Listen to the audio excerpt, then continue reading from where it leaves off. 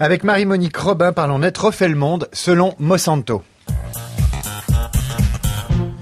Marie-Monique Robin, votre livre et votre film sont sortis, j'ai envie de dire, à un moment idéal. Si on regarde l'actualité de ces dernières semaines, le projet de loi OGM en discussion au Sénat et à l'Assemblée nationale, une polémique sur le lobbying exercé auprès des parlementaires français par Monsanto, le couac gouvernemental au moment du vote de la loi avec le concours de lâcheté évoqué par Nathalie Kosciusko-Morizet, et pour finir les émeutes de la faim qui ont été très médiatisées la semaine dernière.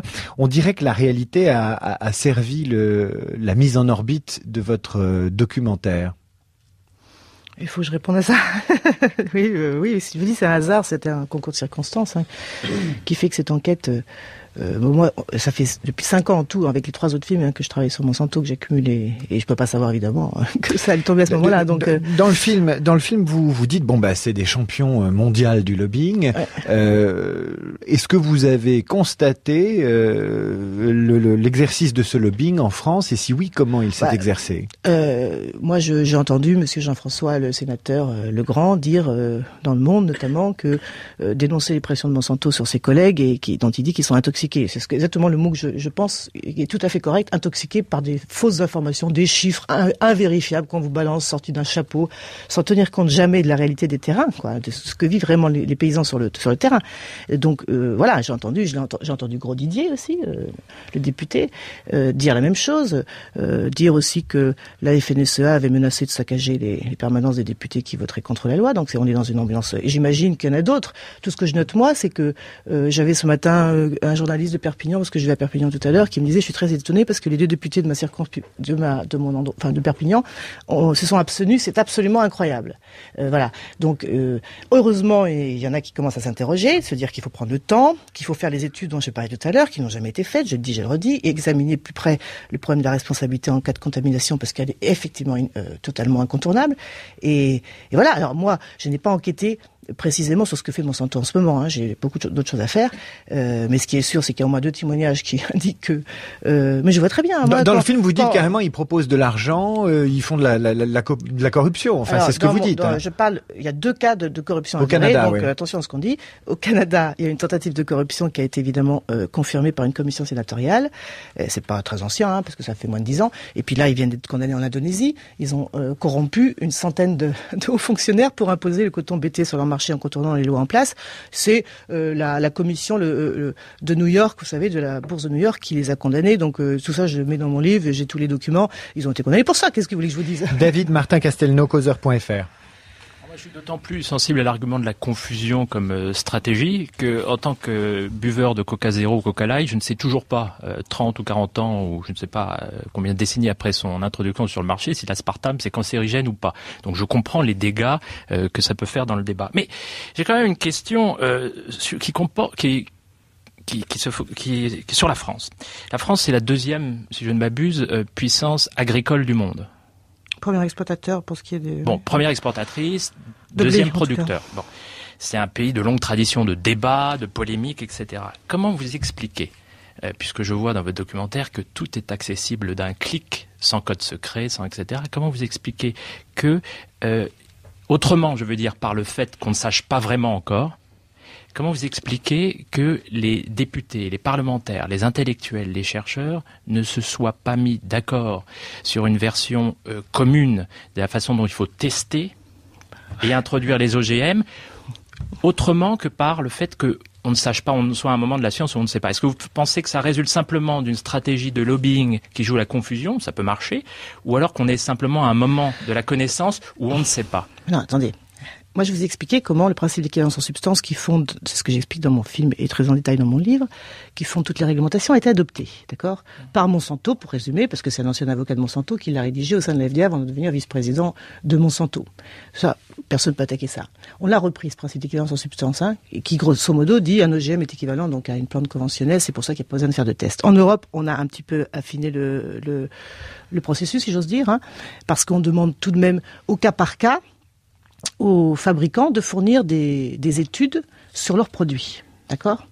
La Commission européenne, dans ce cas-là, enfin, d'abord, le fabricant dépose une demande auprès d'un pays membre de la communauté et il dépose avec un résumé de données qui fait environ une dizaine de pages en général. Alors, ce qui est très intéressant de noter, mais on part du principe de toute façon que c'est équivalent en substance parce que c'est ça qui fonde la réglementation. Principe qui est complètement faux. Vous avez vu dans mon film que même les scientifiques de la FDA étaient contre. Ils voulaient au minimum qu'on vérifie ce processus, ce principe. Vous parlez du maïs tout à l'heure. Il est très mal informé, parce que le maïs Mont 863, n'est-ce pas? Sans parler du Mont 810 qui a été suspendu pour des raisons, évidemment, parce que les données auxquelles le gouvernement, et notamment Monsieur Legrand, il n'a pas voulu les donner, mais a eu accès, c'est qu'il y avait des problèmes avec les rats qui étaient nourris avec le Mont 810, comme il y en a eu pour le Mont 863. Pour le Mont 863, qui est un maïs BT, qui fait partie de la catégorie des maïs qu'on aura demain si la loi OGM passe. Quand ce résumé de données est fourni par Monsanto, étude n'importe quoi, 3 mois, ça sert à rien. Une étude de 3 mois en toxicologie, ça sert absolument à rien. Ça sert au mieux à tester les effets chroniques, vous voyez, aigus. Les effets, je veux dire, aigus de toxicité, mais pas les effets chroniques. Pour ça, il faut 2 ans d'étude. Malgré ce petit résumé de rien du tout avec une étude de 3 mois, il y a eu... Vous connaissez le sujet, n'est-ce pas? Il y a quand même quelques petits problèmes avec les rats, et pourtant c'est qu'un résumé. Vous imaginez que le résumé, il a été bien élagué et tout ça.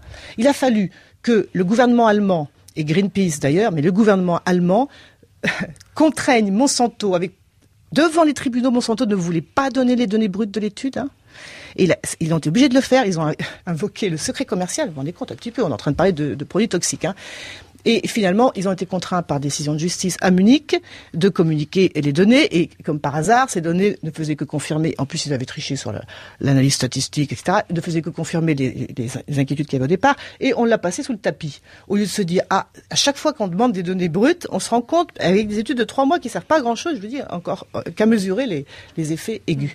Ce qui est intéressant aussi de voir, c'est que les instances qui sont françaises, qui sont là pour voir s'il y a un problème ou pas, c'est-à-dire un comité de scientifiques qui reçoit les études, qui sont là pour les expertiser, pour interdire ou pas l'introduction d'un produit sur le territoire français et européen.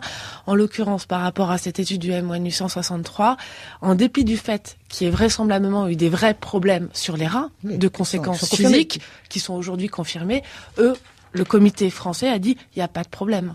Donc c'est vrai qu'à partir de ce moment-là... Le comité européen, c'est l'EFSA. Philippe Cohen, Marianne 2. 80% des membres de l'EFSA travaillent pour les fabricants OGM. C'est ça la réalité de l'Europe. Philippe. Oui, est-ce que vous ne pensez pas que votre combat est un petit peu gêné, enfin ce combat par rapport à Monsanto a été un petit peu handicapé par la forme qu'il a prise, parce que dans l'esprit du grand public, vous menez une bataille d'expertise avec des chiffres, etc. Mais la façon dont ça a été mené, disons, sur le plan de la communication, là je vous parle, c'est une bataille qui mettait en avant la nature contre la technique.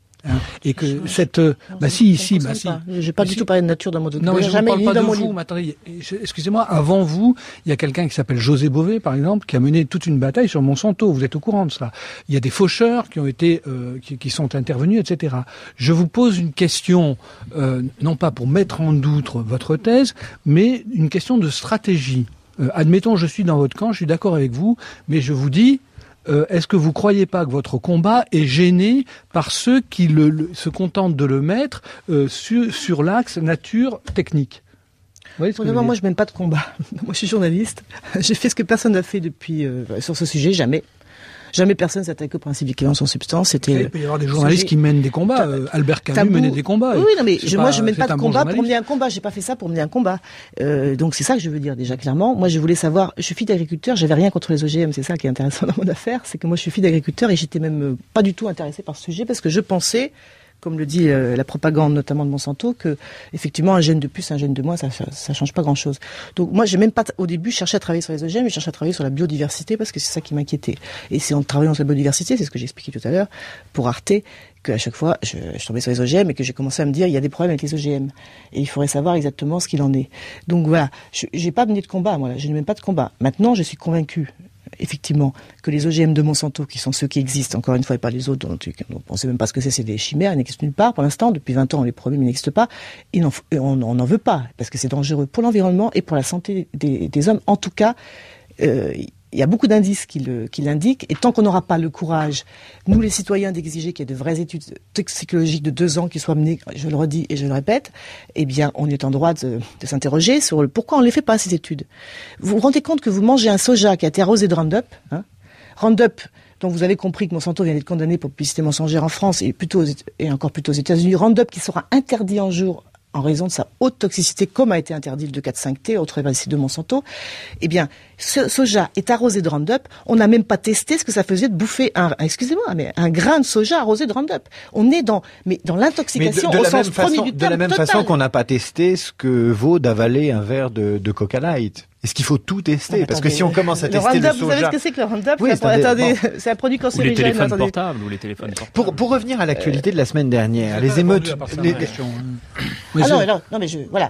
J'ai fait effectivement... Alors, pour ce qui est du combat de José Bové...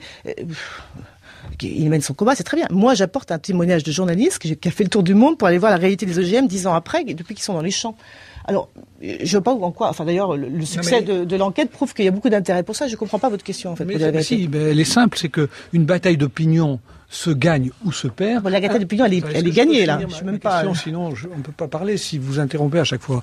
Est-ce qu'une bataille d'opinion se perd ou se gagne? Pas forcément sur la justesse de sa cause, mais sur la manière de communiquer, la manière dont la bataille est menée. Or, ce que je vous dis, c'est que cette bataille, à mon sens, moi j'ai été plutôt convaincu en regardant votre film, j'ai pas encore lu votre livre, mais l'image que j'avais jusqu'à présent de la bataille sur les OGM n'était pas celle-là. C'était une image de gens qui mènent une bataille pour défendre une sorte d'agriculture naturelle, l'idée de la nature contre la technique. Or, pour moi, qui suis plutôt scientiste, si vous voulez, toute l'histoire de l'humanité est une histoire dans laquelle l'humanité se bagarre pour agresse la nature, pour la dompter, pour donner à manger, etc., etc.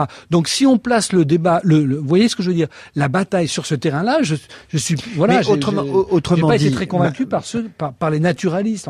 Marie-Monique Robin, est-ce qu'il y a dans cet empire Monsanto des actions, des produits qui permettent quand même de faire progresser la nutrition, l'agriculture, ou vraiment c'est un tableau très noir qu'on peut dresser si on suit votre documentaire? J'écoutais hier sur la chaîne parlementaire Jacques Testard, question Jacques Testard, professeur Jacques Testard, est-ce qu'il y a des bons OGM? Non. Ça sert à quelque chose? Jamais ça sert à quelque chose. Voilà, pour répondre à Jacques Testard. Les OGM ne servent à rien. À rien du tout. Alors je veux dire, les plantes qui sont dans les champs, pour l'instant, à rien. Et même l'argument qui consiste à dire on fera des OGM résistants à la sécheresse. Moi, j'ai fait un film là-dessus, c'est pas la peine de faire de la manipulation génétique. Pour ça, vous croisez un blé d'Éthiopie comme on fait traditionnellement par croisement généalogique avec un autre blé.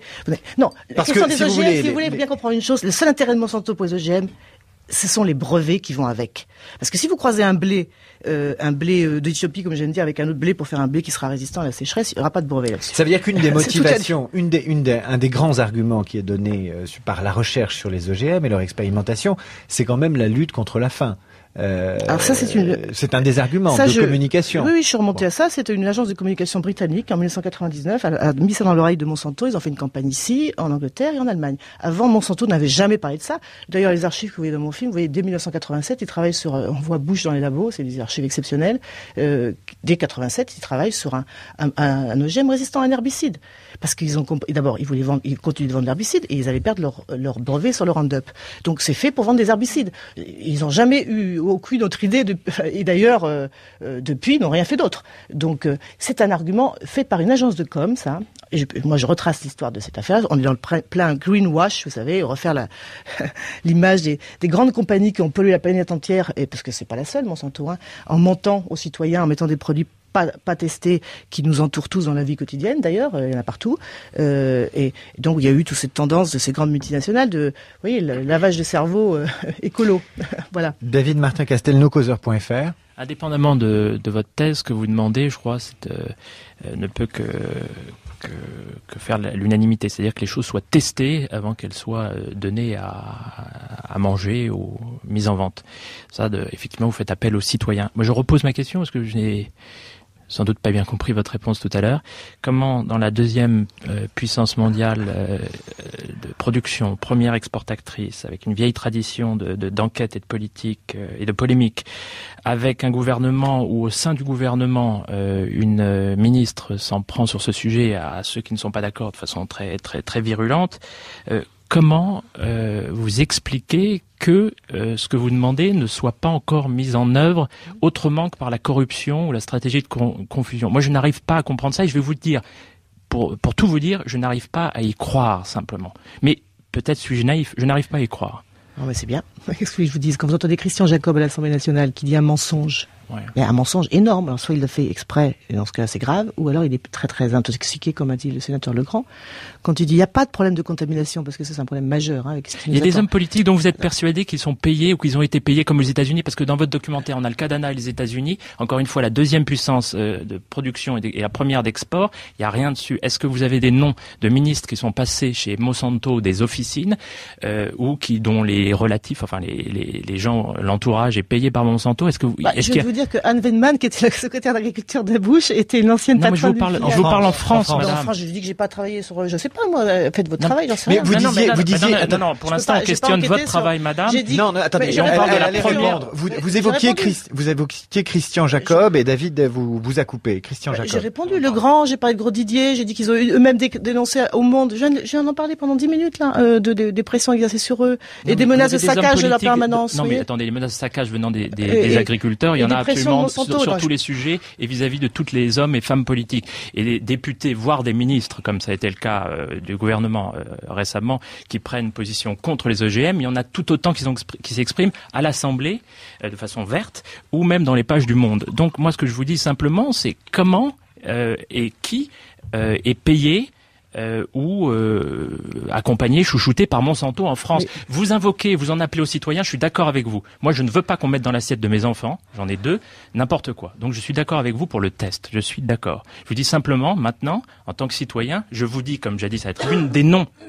Il me faut me donner des noms. J'ai pas de noms à vous donner, j'ai commencé l'histoire. Il y a plein de noms sur les États-Unis. Attendez, mais parce que ça n'a pas été fait ce travail. Moi, j'ai pas travaillé sur la France, sur la corruption de la France ici. Mais non, c'est pas mon sujet. Mon sujet, c'est l'histoire Oh, non, attendez, faut arrêter de me faire dire et tout et n'importe quoi. C'est très énervant, franchement.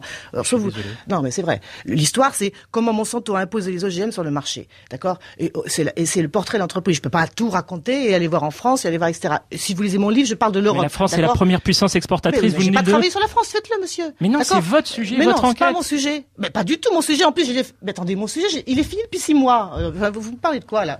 Le livre est fini depuis 6 mois. Qu'est-ce que de votre documentaire, madame. Alors, on va reformulons la remarque de David Martin-Castelnau. Moi, il y a 6 mois, on parlait pas de la France du tout. On en parle depuis 15 jours. Enfin, Marie-Monique Robin. Est-ce qu'on pourrait imaginer un documentaire équivalent à celui que vous venez de réaliser, qui se focus sur les États-Unis? Est-ce qu'on pourrait le réaliser pour la France? Est-ce qu'on pourrait faire l'équivalent? Il n'y a pas de GM en France. En plus, moi, quand je finis en juillet mon film, on n'a pas encore le Grenelle. Il n'y a aucune raison d'enquêter sur la France. Il n'y a pas de GM en France. Pourquoi on les arrache en France? Parce qu'il y a des essais, enfin. Et donc les essais, les tests sont menés, donc. Mais ils sont pas. Là, je vous comprends plus. Vous mélangez tous les cultures. Mais non, vous dites qu'il n'y a pas de test. Non, mais c'est les expériences. Donc les expériences sont menées, donc on n'est pas dans le cadre d'un complot, si vous voulez, qui sème la confusion. Vous mélangez tous les essais, ce sont les essais agronomiques. Excusez-moi, je suis un esprit simple, c'est pour ça que je repose mes questions. C'est les essais agronomiques qui sont faits. Mais vous savez, il y a peut-être beaucoup d'auditeurs qui sont des esprits simples et qui ne comprennent pas. Non, en fait, il faut faire la distinction entre des essais agronomiques et des essais après consommation. C'est bien ça? Toxicologique. Ok. Une dernière remarque.